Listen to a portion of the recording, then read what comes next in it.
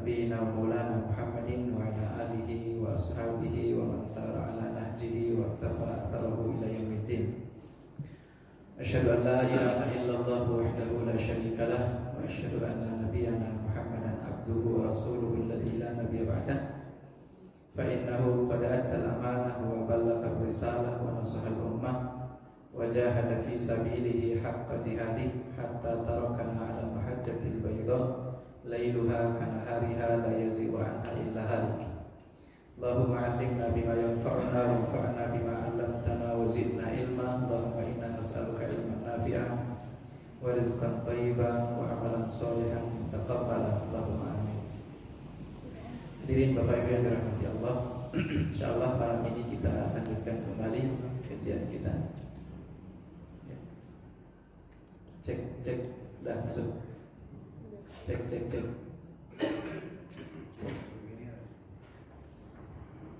Pakai yang mana suara ini? Suara di dalam. Dua-duanya. Baik. Jadi malam ini insyaallah kita akan lanjutkan kembali kajian kita tafsir Al-Quran, di mana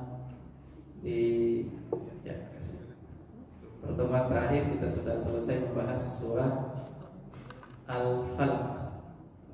Malam ini insyaallah kita lanjutkan ke surah yang sebelumnya, surah Al-Ikhlas. Surah Al-Ikhlas ini kategorinya sama seperti surah An-Nas dan surah Al-Falaq, yaitu Makkiyah. Tipikalnya juga sama. Surah ini berbicara tentang atau terkait banyak dengan persoalan tauhid, keyakinan atau iman kepada Allah Subhanahu wa taala. Bahkan di antara 3 surah itu sebetulnya surah ini yang paling terkait dengan persoalan tauhid atau akidah. Ini surah yang ini. Makanya kalau kita lihat surah dua surah sebelumnya itu keutamaannya luar biasa banyaknya. Ini paling banyak lagi. Saya coba untuk seleksi hadis, riwayat-riwayat yang menceritakan tentang keutamaannya, ternyata banyak sekali juga meskipun sudah diseleksi. Itu sangat banyak, tapi termasuk diantaranya banyak juga yang hadis-hadis derajatnya dhaif. Yang hadis derajatnya dhaif saya nggak kutip, ya. Jadi hadis yang kita kutip di sini insyaallah hadis yang memang benar-benar bisa dipertanggungjawabkan oleh para muhaditsin insyaallah. Kita awali pertama dari sababun nuzul, penyebab turunnya hadis ini. Jadi ada 2 riwayat, tapi 2 riwayat ini redaksinya sama, atau 2 riwayat ini sebetulnya ya redaksinya sama, maksudnya intinya itu sama. Yang pertama, bahwa Rasulullah SAW ditanya oleh orang-orang Quraisy, orang-orang musyrik. Mereka mengatakan, ya Rasulullah, wahai Rasulullah, ansib lana rabbaka. Wahai Rasulullah, coba sebutkan nenek moyang Tuhanmu. Ya, bayangkan itu. Kan songong kalau gitu ya. Masa Tuhan mau disebutin nenek moyangnya? Coba sebutin nenek moyangnya siapa. Jadi Tuhan itu namanya siapa, bin siapa, bin siapa. Mereka bayanginya kayak gitu. Nah, maka ketika ditanya seperti itu, turun langsung surah ini. Surah Al-Ikhlas. Qul huwallahu ahad, Allahus samad, lam yalid wa lam yulad wa lam yakul lahu kufuwan ahad. Itu riwayat pertama. Riwayat yang kedua ada mengatakan bahwa yang datang kepada Rasulullah itu orang Badui. Tapi juga pertanyaannya sama, permintaannya sama. Ya Rasulullah, ansib lana rabbaka. Wahai Rasulullah, coba sebutkan, ejak satu persatu nenek moyang Tuhanmu itu. Asalnya dari mana? Kira-kira seperti itu. Maka turunlah surah ini. Qul huwallahu ahad, Allahus samad, lam yalid wa lam yulad wa lam yakul lahu kufuwan ahad. Itu singkat dari asbabun nuzul surah ini. Enggak ada lagi riwayat yang lain, cuman karena itu saja. Lalu kemudian kita masuk kepada keutamaan-keutamaan yang dimiliki oleh surat ini. Pertama, kita akan bacakan hadis dari Aisyah yang diriwayatkan oleh Imam Bukhari. An Aisyah anna Nabiy sallallahu alaihi wasallam ba'atha rajulan ala sariyatin wa kana yaqra'u li ashabihi fi salatihim fayakhtimu biqul huwallahu ahad. Falamma raja'u dzakaru dzalika lin Nabiy sallallahu alaihi wasallam faqala saluhu li ayyi syai'in yasna'u dzalika fasa'aluhu faqala li annaha sifatur rahman wa ana uhibbu an aqra biha. Faqala Nabi sallallahu alaihi wasallam akhbiruhu annallaha yuhibbuhu. Jadi kata Aisyah, Nabi sallallahu alaihi wasallam suatu ketika mengutus sariyah. Sariyah itu kalau bahasa kita, ini ada orang militer sini, enggak ada ya? Ada. Jadi ada peleton, ada kompi. Itu gedean mana Pak? Antara peleton sama kompi? Gedean kompi. Yang lebih kecil lagi peleton. Kalau peleton ukurannya berapa orang Pak? 33. Itu peleton. Oh berarti peleton. Ya peleton itu sariyah. Jadi Rasulullah SAW mengutus sariyah, peleton itu sekumpulan tentara tapi jumlahnya sedikit, terbatas. Biasanya tugas mereka itu menakut-nakuti orang-orang Quraisy. Itu tugasnya. Jadi sebelum peperangan besar itu ditakut-takuti dulu pakai peleton itu. Quraisy waktu itu kan mereka punya tradisinya itu berdagang. Membawa barang dagangan mereka dari Makkah menuju ke Syam. Kemudian sebaliknya mereka menjual barang-barang dagangannya di sana dan pulang kembali ke Makkah Al-Mukarramah mereka membawa barang dagangan pula. Seperti itu. Nah, tugas daripada sariyah itu mencegat mereka. Kalau ada hasil yang bisa mereka ambil, mereka ambil. Itu perampokan halal. Kenapa dikatakan perampokan halal? Karena mereka ini kan orang-orang Rasulullah dan para sahabatnya itu kan mereka dulu dijarah harta bendanya ya. Mereka itu dulu dirampas harta bendanya ketika di Makkah Al-Mukarramah. Jadi ketika mereka sudah hijrah, sudah punya kekuatan, apalagi sudah turun izin untuk berperang. Bukan perintah ya, belum perintah. Baru izin untuk berperang. Nah, yang dilakukan oleh Rasulullah ngirim itu. Sariyah itu. Setiap ada kelompok dagang, selalu Rasulullah kirim. Oh, cegat mereka di sini. Jadi akhirnya apa yang terjadi? Sebelum perang Badar itu, mental daripada orang-orang Quraisy itu udah jatuh duluan. Udah takut duluan. Ya Allah, ini sariyahnya jumlahnya kadang cuma 8 orang, kadang 40 orang, kadang 12 orang. Sedikit sekali jumlahnya, tapi mereka bisa berjalan sampai 300 km. Perjalanannya dari Madinah Al-Munawwarah. Kadang-kadang mereka menggunakan satu ekor kuda cuma berdua. Berdua satu ekor kuda yang dikendarai. Itu yang mereka lakukan. Tapi setidaknya menunjukkan bahwa mereka sudah punya kekuatan yang patut untuk diperhitungkan pada saat itu. Nah, salah satu di antara penyebab perang Badar itu dimenangkan oleh umat Islam, meskipun jumlah mereka sebetulnya kecil, karena mental kaum musyrikin sudah jatuh duluan. Mereka sudah takut duluan. Nah, kita kembali ke ini, ke jalan yang lurus. Bisa lari ke sana, ke sejarah. Nggak apa-apa ya, sedikit pengetahuan tentang sejarah. Jadi Rasulullah mengirim salah satu sariyah itu. Nah, pimpinannya ini kan otomatis sekaligus menjadi pimpinan dalam sholat. Itu sudah pasti itu. Imamnya kan. Nah, setiap kali dia menunaikan sholat, ini orang sahabat yang diangkat oleh Rasulullah sebagai pemimpin ini, setiap kali sholat pasti dia menutup bacaannya dengan Qul huwallahu ahad. Sholat apapun. Setiap selesai baca surah pilihan, itu selalu ditutup dengan Qul huwallahu ahad. Surah Al-Ikhlas. Sahabatnya tentu bingung kan. Ini kenapa? Enggak pernah dicontohkan oleh Nabi. Nah, maka yang terjadi ketika mereka pulang kembali pada Rasulullah SAW, mereka kemudian mengadukan itu kepada Rasulullah. Ya Rasulullah, itu orang itu, panglima kami kemarin itu membaca setiap kali selesai membaca surah pilihan, itu selalu ditutup dengan surah Al-Ikhlas. Maka Rasulullah mengatakan kepada mereka, saluhu li ayyi syai'in yasna'u dzalika. Coba kalian tanya, apa tujuannya dia melakukan itu? Maka para sahabat itu menanyai orang ini dan jawabannya apa? Li annaha sifatur rahman wa ana uhibbu an aqra biha. Jawaban orang itu karena dia memuat sifat Allah yang Maha Rahman. Makanya dari awal ayat ini itu benar-benar menjelaskan tentang Allah yang Maha Rahman. Luar biasanya surah ini. Li'annaha sifatur rahman, karena dia adalah sifat Allah yang Maha Rahman, dan saya paling suka membaca itu katanya. Maka kata Rasulullah SAW, akhbiruhu annallaha yuhibbuhu.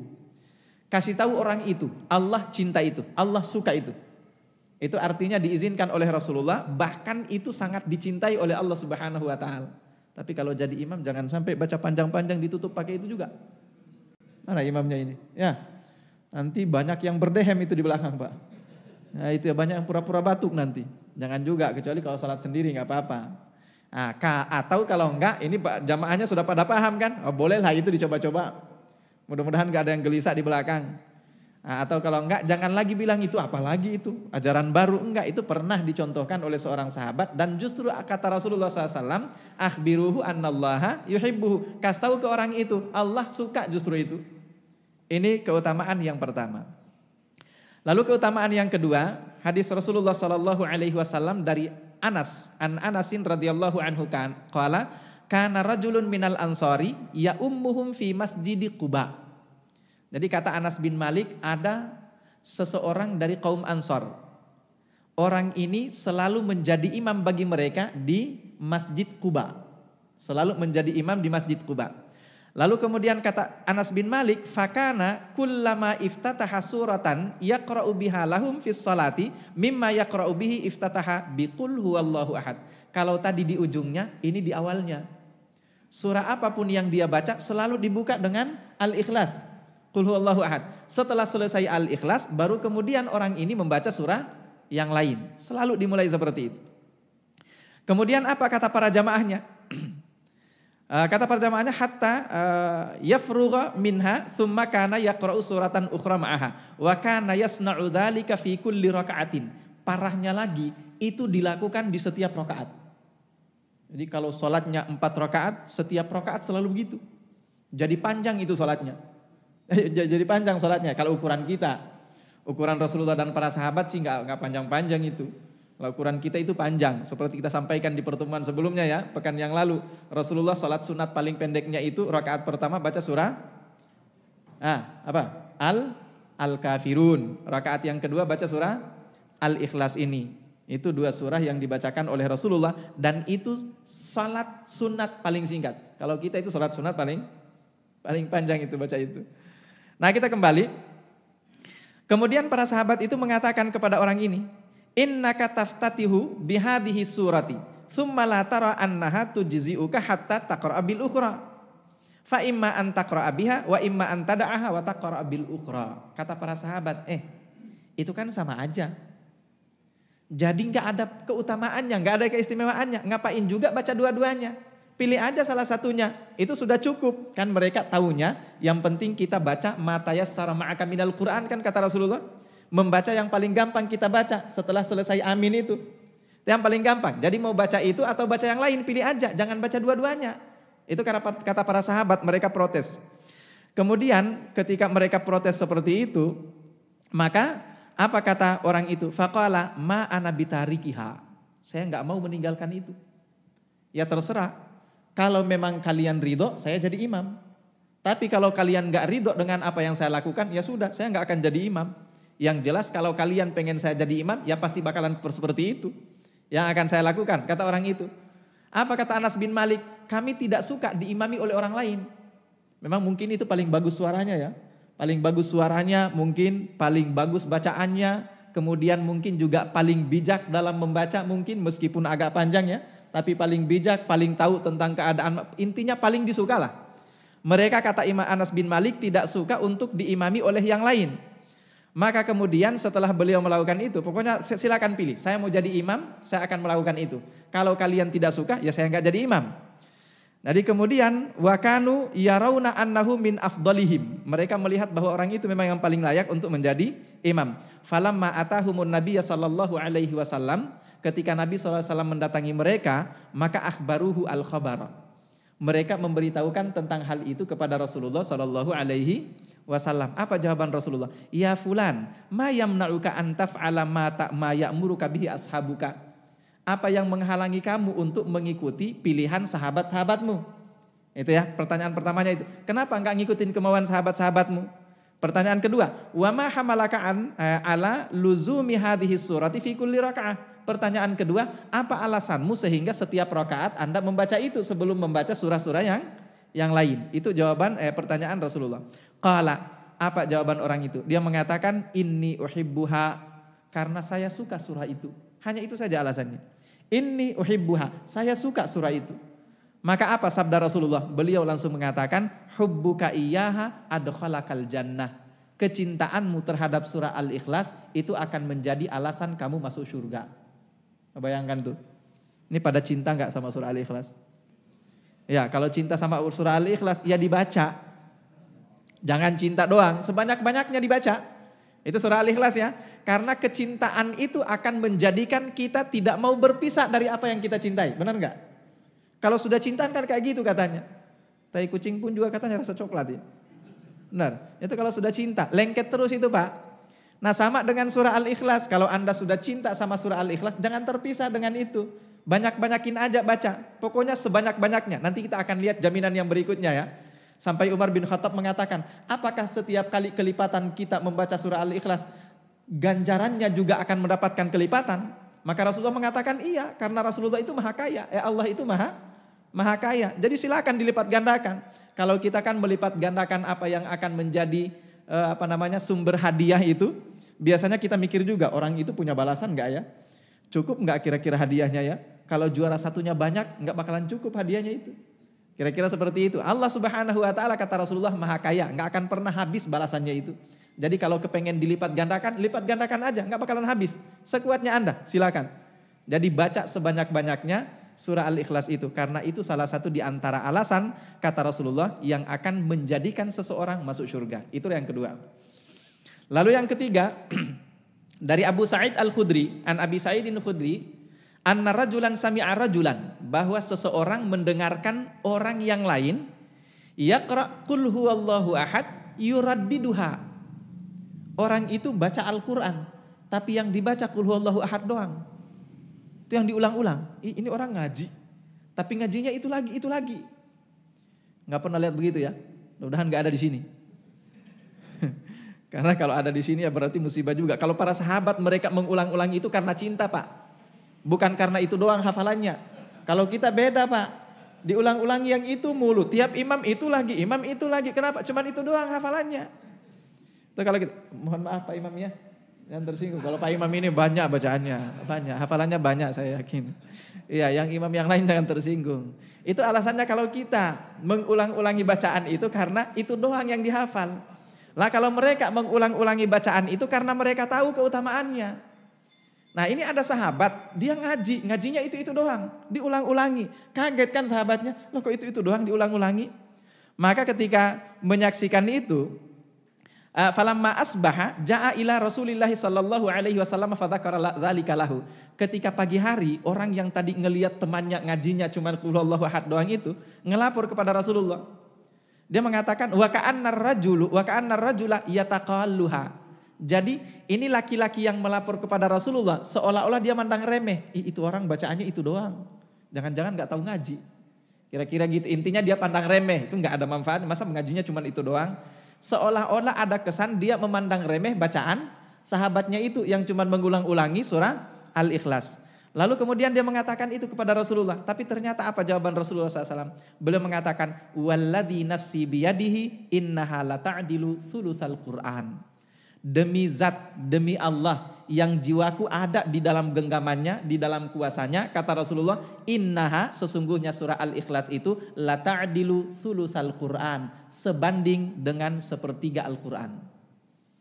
Jadi kalau Anda membaca Al-Ikhlas itu Anda sudah membaca sepertiga Al-Qur'an. Tapi jangan juga bilang, kalau gitu berarti 3 kali aja udah khatam langsung. Bukan begitu. Itu maksudnya keutamaannya. Harus dibedakan ya Pak ya. Bapak Ibu harus dibedakan antara keutamaan dengan kewajiban, itu beda. Kalau keutamaan membacanya, surah Al-Ikhlas itu sebanding dengan keutamaan sepertiga baca Al-Quran. Tapi kalau kewajiban tetap aja Anda wajib baca satu Al-Quran. Itu harus itu dikhatamkan. Meskipun 1 kali khatam 1 tahun gak apa-apa lah. Ya gak apa-apa, yang penting selalu dikhatamkan Al-Quran itu. Karena itu kewajiban untuk membacanya. Jangan sampai kita ganti, itu salah kaprah namanya. Gak nyambung itu, salah persepsi ya. Jangan sampai mengatakan kalau begitu saya juga gak pandai baca Al-Quran. Alhamdulillah saya hafal surah Al-Ikhlas. Ya sudah 3 kali baca, sempurna tuh khatam. Langsung baca surah Khatmul Quran, ya gak boleh. Itu tidak menunaikan atau tidak bisa menggantikan kewajiban kita untuk membaca keseluruhan Al-Quran. Jadi itu keutamaannya ya. Jadi la ta'dilu thulutsal Qur'an kata Rasulullah, itu sebanding dengan sepertiga Al-Qur'an. Itu yang ketiga. Keutamaan yang keempat, an Abi Sa'idin Al-Khudri radhiyallahu anhu qala Rasulullah sallallahu alaihi wasallam li ashabihi. Dari Abi Sa'id Al-Khudri, beliau mengatakan Rasulullah pernah mengatakan kepada para sahabatnya. Apa kata Rasulullah?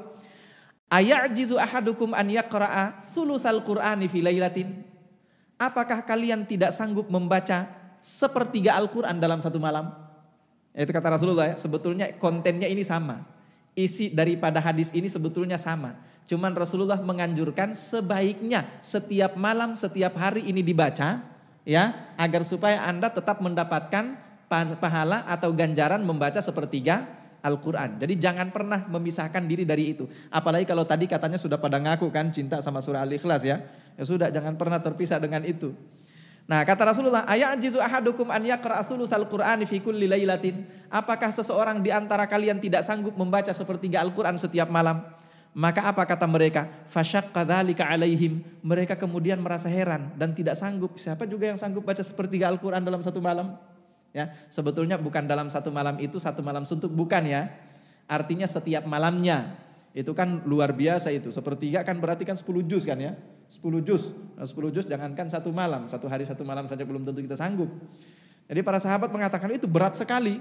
Mereka mengatakan itu berat sekali. Mereka kemudian menjawab, ayyuna yutiqu dzalika ya Rasulullah? Siapa emangnya yang bisa sanggup membaca seperti itu hai Rasulullah? Maka Rasulullah langsung mengatakan, Allahul wahidus samad thulusal Qur'an. Itu artinya surah Al-Ikhlas adalah sepertiga Al-Quran. Jadi kalau Anda ingin membaca sepertiga Al-Quran setiap malamnya, bacalah surah Al-Ikhlas. Tapi ingat, kewajiban baca Al-Quran tetap jalan. Ya, jangan dilupakan itu. Itu keutamaan yang keempat. Keutamaan yang berikutnya, ini dari hadis riwayat Bukhari dari Abu Sa'id Al-Khudri juga. Ini paling banyak diriwayatkan dari Abu Sa'id Al-Khudri. Jadi dikatakan an Ubaid bin Hunain qala sami'tu Aba Hurairah yaqul. Oh ya mohon maaf, ini dari Abu Hurairah. Saya mendengar Abu Hurairah mengatakan aqbaltu ma'an Nabi sallallahu alaihi wasallam fa sami'a rajulan yaqra'u qul huwallahu ahad faqala Rasulullah sallallahu alaihi wasallam wajabat. Jadi saya pernah bersama Rasulullah, kata Abu Hurairah, tiba-tiba Rasulullah mendengar seorang sahabat yang membaca Al-Ikhlas, qul huwallahu ahad sampai selesai. Tiba-tiba Rasulullah bilang, wajabat, wajib. Wajabat itu artinya wajib. Tentu sahabat Abu Hurairah kaget. Kemudian Abu Hurairah langsung mengatakan, qultu wa ma wajabat? Aku mengatakan, kata Abu Hurairah, apanya yang wajib wahai Rasulullah? Maka Rasulullah menjawab, al-jannah, wajib bagi dia untuk masuk ke dalam surga. Jadi kalau Anda rajin baca surah Al-Ikhlas, insya Allah wajib masuk surga. Itu bagi Allah Subhanahu wa taala. Jadi ingat-ingat itu ya. Ya tapi tentu ada modalnya juga. Jangan cuma itu doang. Cuma itu doang enggak saling mendukung namanya. Syarat dan ketentuan berlaku. Kira-kira begitu ya. Jadi ada tanda petiknya ya, syarat dan ketentuan berlaku. Baca surah Al-Ikhlas tapi tetap aja misalnya ahli maksiat di mana-mana misalnya tetap aja enggak bisa. Atau baca surah Al-Ikhlas tapi kemudian enggak yakin, masih menyekutukan Allah Subhanahu wa taala, tetap aja enggak bisa. Atau kalau enggak misalnya, oh mumpung nih kata Ustadz Ahmad membaca surah Al-Ikhlas wajib masuk surga. Jadi enggak apa-apa deh maling, enggak apa-apa maling. Jadi habis maling tinggal baca surah Al-Ikhlas. Enggak apa-apa korupsi tinggal baca surah Al-Ikhlas. Orang kalau baca surah Al-Ikhlas kan wajib masuk surga. Itu syarat dan ketentuan berlaku. Tetap saja itu ya. Itu satu. Kemudian yang kedua sebetulnya begini. Membaca surah Al-Ikhlas itu memang gampang sebetulnya. Tapi jangan juga kemudian kita bayangkan bahwa orang-orang ahli maksiat itu bakalan gampang baca itu. Belum tentu. Artinya orang yang kemudian diberi kemudahan dan kesadaran serta daya ingat untuk selalu mengingat keutamaan surah ini, itu pasti orang-orang yang memang diridhoi oleh Allah. Kenapa bisa demikian? Amal soleh itu meskipun ringan ya, amal soleh itu meskipun ringan, tidak banyak yang bisa ngelakuin. Saya ambil contoh sederhana misalnya. Siapa yang sulit untuk membaca misalnya? Kita ambil contoh misalnya gini ya. Saya rasa rata-rata paham bahwa ada dua kalimat yang kata Rasulullah, dua kalimat itu kalau dibaca itu khafifatani alal lisan, ringan sekali diucapkan oleh lidah. Kemudian tsaqilatani ilar rahman, tsaqilatani fil mizan, sangat berat bobotnya di mizan nanti. Kemudian kata Rasulullah habibatani ilar rahman, dan sangat dicintai dua kalimat itu di sisi Allah yang Maha Rahman. Apa dua kalimat itu? Subhanallah wa bihamdi, subhanallahil azim. Paham semua kan itu? Pertanyaannya, seberapa banyak yang paham itu lalu baca? Enggak banyak. Kenapa? Tergantung dia diberi kemudahan oleh Allah atau enggak. Itu satu. Yang kedua, contoh yang lain misalnya. Tahu kan manfaat istighfar? Manfaat istighfar? Istighfar itu semua apa yang Anda butuhkan dalam hidup Anda itu dimudahkan oleh Allah. Ada dalam surah Nuh. Imam Al-Ghazali itu pernah didatangi oleh beberapa orang yang berbeda-beda, datang curhat, meminta solusi kepada Imam Al-Ghazali dengan masalah yang berbeda-beda. Masalahnya beda-beda. Tapi setiap satu orang yang datang bertanya solusinya apa, selalu saja dijawab oleh Imam Al-Ghazali, beliau mengatakan istighfar.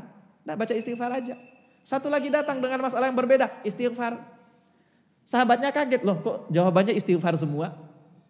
Ternyata dikutiplah firman Allah oleh Imam Al-Ghazali dalam surah Nuh itu. Kata Allah Subhanahu wa taala, "Wa qul tastaghfiru rabbakum innahu kana ghaffara." Beristighfar aja. Nanti yursilis sama alaikum midrara, langit nanti akan mengirimkan hujan untuk kalian. Wa yumdidukum bi amwali wa banin, akan diperbanyak harta dan anak-anak kalian. Kalau kita sekarang takut punya banyak anak ya? Punya banyak anak takut ya? Kalau dulu punya banyak anak itu Bapak Ibu itu kebanggaan. Kalau sekarang doyan amat punya anak. Itu kalau sekarang. Kalau dulu kebanggaan. Atau kalau enggak, saya pernah dengar ada orang bilang, dia mah hobi punya anak. La ilaha illallah, hobi punya anak. Padahal kan banyak anak banyak rezeki. Itu bukan ajaran yang salah, itu ajaran yang benar dalam Islam. Saya kembali ya. Kita kembali. Jadi semua dijamin oleh Allah melalui ayat itu. Dimudahkan. Tapi pertanyaannya lagi, sekali lagi. Seberapa banyak yang merutinkan istighfar? Kan enggak banyak Pak. Enggak banyak. Padahal manfaatnya luar biasa besarnya itu ya. Jadi kita kembali ke ini, meskipun Anda tahu bahwa surah Al-Ikhlas itu wajabat alaikal jannah idza qara'ta, jika Anda membaca wajib bagi Anda untuk masuk surga, tapi belum tentu Anda dimudahkan oleh Allah untuk membacanya kalau terlalu banyak maksiat dan dosa yang Anda lakukan. Itu yang harus kita pahami. Makanya ini yang saya maksud tadi dengan syarat dan ketentuan berlaku. Kira-kira seperti itu. Keutamaan berikutnya. Hadis yang berikutnya adalah dari hadis riwayat Abu Daud, Tirmidzi dan Nasai dari Mu'adz bin Jabal, dari Mu'adz bin Abdullah, an Mu'adz bin Abdullah ibn Khubaib an abihi qala asabana atash wa dhulmatun fa antadharna Rasulullah sallallahu alaihi wasallam yusalli bina fa kharaja fa akhadha bi yadayya fa qala. Jadi suatu waktu kata Khubaib, beliau mengatakan bahwa suatu waktu kami ditimpa kehausan dan kegelapan. Fantadharna Rasulullah sallallahu alaihi wasallam yusalli bina. Kami sedang menunggu Rasulullah untuk salat bersama dengan kami. Fa kharaja fa akhadha bi yadayya. Rasulullah kemudian keluar dan mengambil kedua tanganku. Kemudian beliau mengatakan kul. Katakan, kata Rasulullah. Fasakatu, aku diam, kata Khubaib. Qala, Rasulullah mengulangi lagi, kul. Tapi Khubaib mengatakan, ma aqulu, apa yang harus aku katakan wahai Rasulullah? Rasulullah kemudian menjawab, qul huwallahu ahad wal muawwidataini hina tumsi wa hina tusbihu thalathan takfika kulla yaumin marrataini. Kata Rasulullah, sebutkan atau bacalah qul huwallahu ahad, kemudian qul a'udzu birabbil falaq dan qul a'udzu birabbin nas, ya.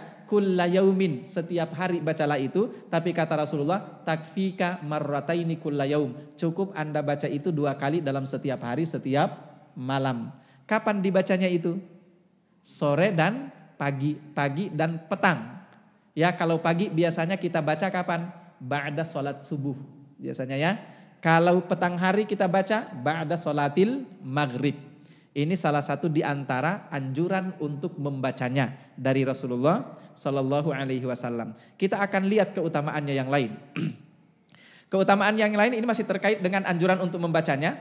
An Tamimid Dari radhiyallahu anhu qala Rasulullah Sallallahu Alaihi Wasallam, man qala la ilaha illallah wahidan ahad samad lam yattakhidh sahibatan wala walada wa lam yakul lahu kufuwan ahad 10 marratin kataballahu lahu arba'ina alfi hasanatin. Kata Rasulullah SAW, barang siapa yang membaca Qul huwallahu ahad ini, surah Al-Ikhlas, 10 marratin, 10 kali. Surah Al-Ikhlas dibaca 10 kali. Maka apa yang akan diberikan oleh Allah kepada orang itu? Kataballahu lahu arba'ina alfi hasanatin. Allah akan menuliskan untuknya 4 juta kebaikan. 4 juta. Kebayang gak itu Bapak Ibu? 4 juta kebaikan, banyak itu Pak. Banyak itu 4 juta. Ini membaca. Belum lagi. Pertanyaannya, ini kan masuk dalam ayat Al-Quran ya. Masuk dalam ayat Al-Quran. Apakah ini tersendiri atau membaca ayat Al-Quran yang dalam satu huruf akan mendapatkan satu kebaikan yang dilipat gandakan menjadi 10. Apakah ini tersendiri dan ini tersendiri atau include ke sini? Jawabannya masing-masing. Yang ini khusus keutamaan membaca surah Al-Ikhlas. Kalau Anda baca 10 kali, maka selain keutamaan membaca Al-Quran yang disebutkan oleh Rasulullah di dalam sabdanya yang lain Anda bisa dapatkan, keutamaan ini juga bisa didapatkan. Jadi kata Rasulullah 10 kali itu akan dicatatkan. Kalau dalam bahasa Arab ada istilah alfa-alf. Apa itu alfa-alf? Alfa-alf itu 1000.000. Ini kalau terjemahan kita ya. Alfa-alf itu 1000.000. Kalau 1000.000 ya 1 juta. Ya, ini arba'a alfa alfi. Mohon maaf, bukan arba'ina 40. Arba'ina alfa alfi hasanah. 40 juta kebaikan. Ini luar biasa banyaknya kan. 40 juta kebaikan. Jadi ini yang kemudian menjadikan Rasulullah mengatakan bahwa keutamaan surah ini itu sebanding dengan thulutsal Quran. Karena memang banyak sekali kebaikan yang bisa kita dapatkan melalui membaca surah ini. Itu keutamaan yang berikutnya. Keutamaan yang lain, ini masih banyak keutamaannya. Mohon maaf saya nggak bisa, ini sudah yang saya seleksi hadisnya ini. Kalau dikutip semuanya nggak habis-habis. Nah, an Sahal bin Mu'adzin ibni Anasin al-Juhani an abihi an Rasulillah sallallahu alaihi wasallam qala man qara'a qul huwallahu ahad hatta yakhtimaha 10 marratin banallahu lahu qasran fil jannati. Ini yang saya katakan tadi. Barang siapa yang membaca surah Al-Ikhlas 10 kali, maka banallahu lahu qasran fil jannah. Dia akan dibangunkan oleh Allah istana di surga. Di dunia ini aja kalau udah namanya istana, kalau semua itu rumah Pak. Ini rumah-rumah yang ada di Jakarta nggak ada istana kan Pak. Namanya istana itu kan penuh semuanya, itu semua fasilitas ada semuanya. Anda tinggal di situ ya pokoknya tinggal tidur aja menikmatilah. Apalagi ini qasran fil jannah. Rumah ini mohon maaf bukan rumah, istana ini adanya di surga. Ya, kalau surga itu jangan ngomong kita misalnya gini ya. Surga itu Bapak Ibu, Anda ada di emperan aja. Di emperan aja itu udah nikmat. Itu kalau di surga ya. Jadi nggak usah bayangin Anda ada di istana. Bayangin Anda dulu Anda ada di emperannya. Atau kalau enggak di bantaran kalinya lah. Bantaran rel misalnya. Bantaran rel tapi di surga. Oh itu sudah nikmat sekali. Itu nggak sebanding dengan kenikmatan dunia sama sekali. Kenapa? Karena meskipun paling rendah. Rasulullah kan sudah jelaskan tentang surga itu kan. Apa kata Rasulullah? Mala ainun ra'at. Nggak pernah dilihat oleh mata. Wala udhunun sami'at, tidak pernah didengarkan oleh telinga. Wala khatara bibali ahadikum, tidak pernah terlintas dalam benak seseorang di antara kalian. Pernah lihat film indah-indah Pak? Film yang indahnya luar biasa. Anda kalau ngelihat film itu, Masya Allah angan-angan Anda terbawa kemana-mana. Pernah nonton film apa sih? Romeo Juliet? Ya, pernah nonton itu Pak? Atau kalau enggak baca kisahnya Laila Majnun. Itu kan luar biasa Anda di bawah menghayal ya. Seolah-olah indah sekali kehidupan berpacaran itu. Ya seperti itu kan. Saya mau tanya, kira-kira itu hasil pikiran manusia atau memang itu kenyataan? Hasil pikiran manusia artinya seberapa indahnya hasil pikiran manusia, angan-angan manusia, bayangan keindahan yang bisa dipikirkan oleh manusia itu nggak pernah nyampai kepada kenikmatan surga. Kenapa? Karena kata Rasulullah, wala khatara bibali ahadikum, nggak pernah terlintas di dalam benak seseorang di antara kalian. Jadi nggak apa-apa meskipun Anda berada di bantaran kalinya, surga nggak masalah. Ya nggak apa-apa. Yang penting bantaran kalinya apa? Kali Firdaus. Sungai Firdausnya misalnya nggak apa-apa ya. Tapi yang jelas ini saya ingin menggambarkan kepada kalian, bagaimana lagi kepada Anda semuanya, bagaimana lagi kalau yang kita tempati di surga nanti itu adalah kasran, istananya. Itu sudah luar biasa itu. Dan itu adalah balasan Anda membaca 10 kali surah Al-Ikhlas. Kemudian setelah itu, faqala Umar bin Khattab langsung menyahut. Beliau mengatakan, idza nastakthiru ya Rasulullah. Bagaimana kalau kita perbanyak lagi wahai Rasulullah? Dilipat gandakan aja. Kita sanggup kok baca 20 kali. Atau kalau enggak bahkan 100 kali bisa kok. Bagaimana kalau kita lipat gandakan itu? Maka apa kata Rasulullah SAW? Faqala Rasulullah SAW, Allahu aktsaru wa atyab. Allah Subhanahu wa taala lebih banyak ganjarannya. lebih banyak balasannya dibandingkan daripada apa yang bisa Anda kuat baca. Enggak bakalan kuat Anda baca. Tapi silakan aja kalau mau coba. Kira-kira seperti itu. Seberapa kuat Anda baca, ya segitu yang Anda bakal dapatkan. Tapi mubazir juga enggak itu kira-kira? Kalau di dunia kan bakal mubazir, Pak. Mau seberapa pun juga pintu rumah Anda mau berapapun juga banyaknya, pertanyaannya, Anda tinggalin semuanya enggak? Enggak, satu doang yang ditinggali, Pak. Satu doang yang ditinggali. Punya pakaian yang banyak, bisa dipakai semuanya enggak? Kondangan, langsung tiga-tiganya dipakai. Ya enggak bisa, Pak. Atau Anda punya mobil, ada Lamborghini misalnya. Iya, semuanya. Mau dipakai semuanya pas jalan. Ya enggak bisa. Pertanyaannya, bagaimana dengan surga? Bisa ditempatin semuanya enggak? Kalau surga bisa, enggak bakalan mubazir, Pak. Kenapa, Pak? Kan istrinya kan banyak ya. Istrinya banyak. Iya, Bu. Ibu-ibu jangan cemburu ya, jangan cemburu ibu-ibu. Tenang saja, ini bapak-bapaknya enggak bakalan berani di dunia ini. Tenang aja ibu-ibu. Kelihatan semua mukanya, suami-suami takut istri. Tapi ya izinkanlah mereka poligami di surga. Bagaimana, Bu? Ibu cemburu nanti di surga nanti. Bakalan dihilangkan oleh Allah. Allah hilangkan rasa cemburu itu nanti kalau sudah di surga.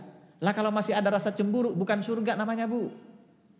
Iya kan aman, tenang aja. Tenang Pak, aman Pak, tenang Pak, aman. Jadi Bapak misalnya baca aja sebanyak-banyaknya. Insya Allah ini istana beserta isinya. Ya seperti itu ya, beserta isinya. Jadi tenang aja Pak. Bapak sabarin aja di dunia ini kalau nggak bisa ya. Nah sabar aja. Banyakin aja amal soleh. Di surga nanti insya Allah poligami. Nah mohon maaf ibu-ibu ya. Salah satu di antara surganya bapak-bapak itu poligami. Jangankan mereka lakoni ibu-ibu. Diomongin aja itu udah seneng banget bapak-bapak. Cuman sekedar diomongin doang. Oh udah surga bagi mereka itu ibu. Ya. Tapi jangan sampai kedengaran istrinya. Karena kalau kedengaran istrinya neraka lagi itu. Ya, kita kembali ke jalan yang lurus. Jadi ingat kalau di dunia ini Anda punya banyak itu mubazir. Gak bakalan kepake semua. Jangan bayangkan begitu di surga. Di surga bakalan kepake semua. Makanya para sahabat ini meminta bagaimana Rasulullah kalau kami memperbanyak. Oh silakan perbanyak. Allah Subhanahu wa taala punya lebih banyak daripada apa yang bisa Anda baca. Kira-kira seperti itu apa yang dimaksud oleh Rasulullah sallallahu alaihi wasallam. Selanjutnya, haddatsana Abdullah bin Buraidah an abihi annahu dakhala ma'a Rasulillah sallallahu alaihi wasallam al-masjida fa idza rajulun yusalli yad'u wa yaqulu Allahumma inni as'aluka bi anni asyhadu annaka antallahul ahad as-samad alladzi lam yalid wa lam yulad wa lam yakul lahu kufuwan ahad. Jadi ini keutamaannya di sini termasuk diantaranya Anda jadikan ini sebagai wasilah dalam berdoa. Kalau ini dijadikan sebagai wasilah dalam berdoa, dijamin oleh Rasulullah, nggak bakalan ditolak doanya, nggak bakalan ditolak doanya.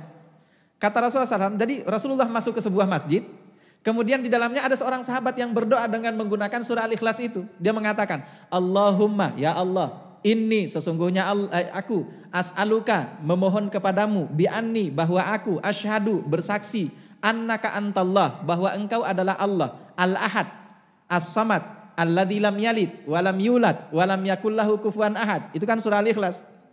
Maka didengar oleh Rasulullah. Apa kata Rasulullah SAW? Beliau mengatakan walladzi nafsi biyadihi laqad sa'alahu bi ismihi al-a'zam alladzi idza su'ila bihi a'ta wa idza du'iya bihi ajaba. Demi Allah kata Rasulullah, orang itu telah berdoa dengan menggunakan surah Al-Ikhlas, di mana dengan berdoa menggunakan surah Al-Ikhlas itu apapun yang diminta oleh orang itu pasti akan diterima oleh Allah Subhanahu wa taala.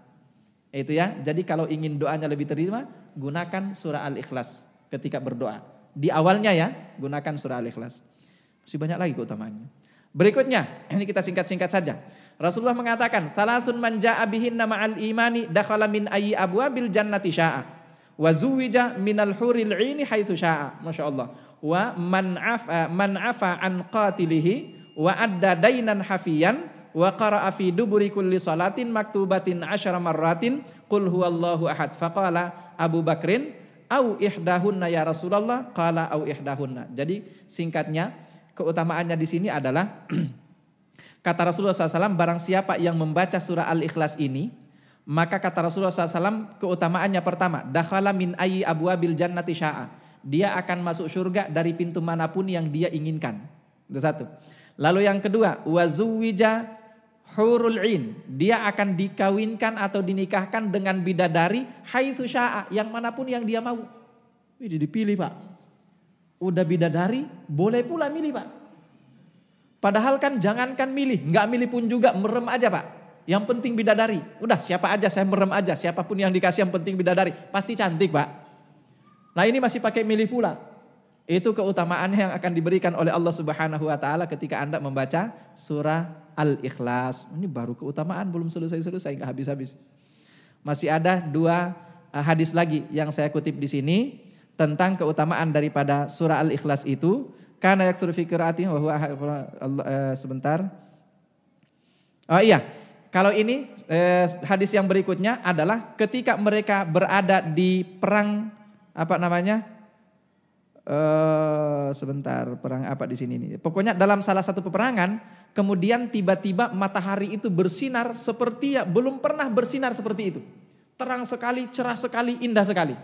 Rasulullah kemudian kaget, dalam keadaan kaget bersama dengan para sahabatnya, turun malaikat Jibril. Ketika turun malaikat Jibril, ditanya oleh Rasulullah, ini apa yang terjadi ya Jibril? Mali ara asyamsa tala'at yauman atala'at al-yauma bidiya'in wasya. Kata malaikat Jibril, inna dzalika Muawiyah ibnu Muawiyah. Itu gara-gara kematian Muawiyah bin Muawiyah. Kata malaikat Jibril. Kemudian Rasulullah bertanya lagi, wa fi ma dzalika? Terus apa kelebihannya Muawiyah bin Muawiyah itu? Kenapa sehingga matahari bisa terbit seperti itu? Maka kata malaikat Jibril, kana yuksiru qira'ata qul huwallahu ahad fil laili wa fin nahari wa fi mamsyahu wa qiyamihi wa qu'udihi fahallaka ya Rasulullah an aqbidalaka al-arda fatusalli alaihi. Jadi kata malaikat Jibril itu karena dia memperbanyak membaca surah Al-Ikhlas. Setiap malam dia baca, setiap siang dia baca, dalam keadaan duduk dia baca, dalam keadaan berdiri dia baca, dalam keadaan berjalan dia baca. Nah maka kata malaikat Jibril, mau nggak kayak gitu juga? Rasulullah mengatakan mau. Kalau begitu silakan baca atau perbanyak membaca surah Al-Ikhlas. Itu kata malaikat Jibril. Kelebihannya luar biasa. Nah saat Anda mati disambut oleh para malaikat. Hadis yang terakhir, mohon maaf ya kita selesaikan hadisnya ini dulu terkait dengan keutamaan daripada surah Al-Ikhlas ini. Qul a'udzu birabbin nas. Oh iya, kalau yang terakhir ini hanya sekedar anjuran untuk membaca 3 surah ini setiap pagi dan setiap sore. Itu hadis yang terakhir. Selanjutnya azan dulu. Kalau bisa kita selesaikan surah Al-Ikhlas tapi azan dulu atau kita lanjutkan dulu? Lanjutkan dulu ya. Baik, kita lanjutkan dulu. Nah, selanjutnya kita masuk pada isi daripada surah Al-Ikhlas ini. Allah membuka firman-Nya dengan mengatakan, "Qul," katakan wahai Rasulullah, huwallahu ahad. Dia adalah Allah yang satu, yang esa. Ini menunjukkan tentang kemahaesaan Allah Subhanahu wa taala. Tidak banyak yang perlu kita jelaskan di sini karena jelas ya. Ini termasuk bagian daripada ayat-ayat yang muhkamat, jelas, sangat bisa untuk difahami. Allahus Samad. Nah, ini yang perlu penjelasan sedikit. Allah itu As-Samad. Apa itu As-Samad? Alladzi yasmudu ilaihin nas atau alladzi yasmudu ilaihi al-makhluk.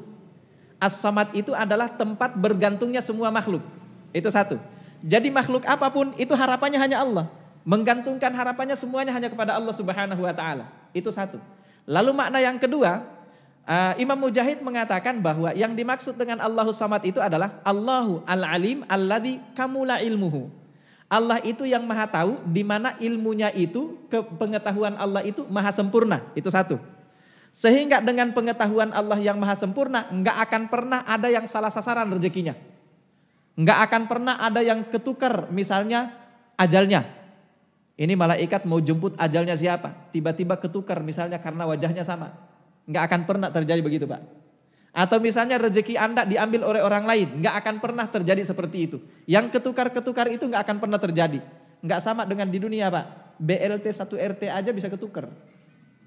1 RT doang Pak. Itu bisa ketukar kan? Banyak yang kayak gitu. Nah ini Allah karena ilmunya maha sempurna enggak akan ketukar seperti itu. Kemudian sekecil apapun yang Anda lakukan, setersembunyi apapun, serahasia apapun yang Anda lakukan, karena ilmu Allah maha sempurna, maka Allah mengetahui. Ya ini al-alim alladzi qad kamula fi ilmihi. Kemudian ar-rahim alladzi qad kamula fi rahmatihi. Allah yang pengasih penyayang di mana kasih sayangnya sempurna. Dengan sempurna kasih sayangnya Allah Subhanahu wa taala, maka semua manusia mendapatkan apa yang seharusnya dia peroleh meskipun dia ahli maksiat sekalipun. Itu ya, orang ahli maksiat tetap aja dikasih napas sama Allah. Coba bayangkan kalau ahli maksiat enggak dikasih napas oleh Allah. Lagi dalam maksiat langsung mati itu Pak. Ditahan, mohon maaf ya, ini ada gangguan sedikit saluran pernapasan. Ditahan dulu ya, dipending selama 1 menit. Atau kalau enggak 2 menit, Anda mohon maaf bersabar dulu enggak napas. Kayak mati lampu misalnya Pak. Mati lampu atau kalau enggak giliran dulu ini saluran pernapasan dipergilirkan. Yang di sini dimatiin dulu di Baitul Muttaqin. Al-Muttaqin ya bukan Baitul Muttaqin. Ah itu bakalan selesai urusannya. Allah Subhanahu wa taala itu sempurna. Jadi As-Samad itu menurut Imam Mujahid semua sifat Allah itu sempurna. Dengan sempurnanya sifat Allah, maka semua makhluk bisa berharap kepadanya. Itu ya, karena semua Allah memiliki sifat yang sempurna. Itu makna daripada Allahu As-Samad. Kemudian lam yalid walam yulad walam yakul lahu kufuwan ahad. Lam yalid walam yulad itu terkait dengan sababun nuzul tadi. Allah itu azali. Azali itu artinya tidak bermula. Allah itu pula abadi. Abadi itu artinya tidak berakhir. Jadi tidak ada mulanya, tidak ada akhirnya. Yang bermula dan berakhir itu adalah makhluknya. Nah kemudian ada yang bertanya, Allah itu kan menempati arasy sekarang. Arasy itu makhluk atau bukan? Arasy itu makhluk. Lah kalau dia makhluk berarti kan diciptakan oleh Allah. Lalu sebelum Allah menciptakan arasy, Allah itu ada di mana? Kan Allah menempati makhluknya sendiri kan? Allah ada di mana sebelum makhluk itu diciptakan oleh Allah? Ini pernah seorang sahabat bertanya kepada Rasulullah SAW tentang itu. Lantas apa jawaban Rasulullah? Allah berada di dalam kehampaan. Itu jawabannya. Jadi Allah ada dalam kehampaan. Nah kalau misalnya sahabat bertanya lagi, bagaimana caranya berada dalam kehampaan? Nggak bakalan sampai logika kita, udah selesai. Rasulullah hanya selesai sampai di situ dan sahabat itu juga tidak melanjutkan pertanyaannya. Kenapa? Nggak bakalan nyampe logika kita Pak. Nggak bakalan nyampe akal kita. Yang jelas Allah sebelum menciptakan arasy, Allah itu berada di kehampaan atau kekosongan, kata Rasulullah Sallallahu Alaihi Wasallam. Nah jadi tidak melahirkan dan tidak dilahirkan, karena kalau melahirkan dan dilahirkan berarti Allah bermula tidak azali dan Allah berakhir tidak abadi. Bisa dipahami kira-kira? Itu lam yalid walam yulad. Selanjutnya terakhir walam yakul lahu kufuwan ahad. Artinya tidak ada yang sama dengan Allah Subhanahu wa taala. Yang enggak bakalan ada yang sama lah. Allah Subhanahu wa taala enggak bakalan pernah ada yang sama. Kufuan itu dari kata kafa, kufu. Pernah dengar kufu ya? Dalam istilah fikih pernikahan, menikah itu harus kufu. Kufu itu artinya seimbang, Pak. Kufu itu artinya harus klop. Harus sama, harus sepadan. Nah, ini artinya kalau lam yakul lahu kufuwan ahad itu tidak ada yang sepadan dengan Allah Subhanahu wa taala dari sisi apapun juga. Nah kalau kita memperdalam ini masih panjang sebetulnya. Cuman mudah-mudahan sampai di sini sudah paham. Dan secara global setidaknya kita sudah memahami inti kandungan daripada surah Al-Ikhlas itu. Wallahu a'lam bishawab. Saya rasa cukup ya. Mohon maaf operator, ada pertanyaan atau langsung ditutup? Langsung? Ditutup. Baik, kita langsung tutup ya. Kalau ada pertanyaan silakan WA. Boleh, gak apa-apa. Ya, nomornya tanya sama panitianya, pengurusnya. Tapi mohon maaf kalau slow respon. Ya mohon maaf, tapi insya Allah selama dibaca pasti dijawab insya Allah. Baik kita cukupkan dan sama-sama baca hamdalah. Alhamdulillahirabbil alamin. Doa kafaratul majelis. Subhanakallahumma bihamdika asyhadu an la ilaha illa anta astaghfiruka wa atubu ilaik. Assalamualaikum warahmatullahi wabarakatuh.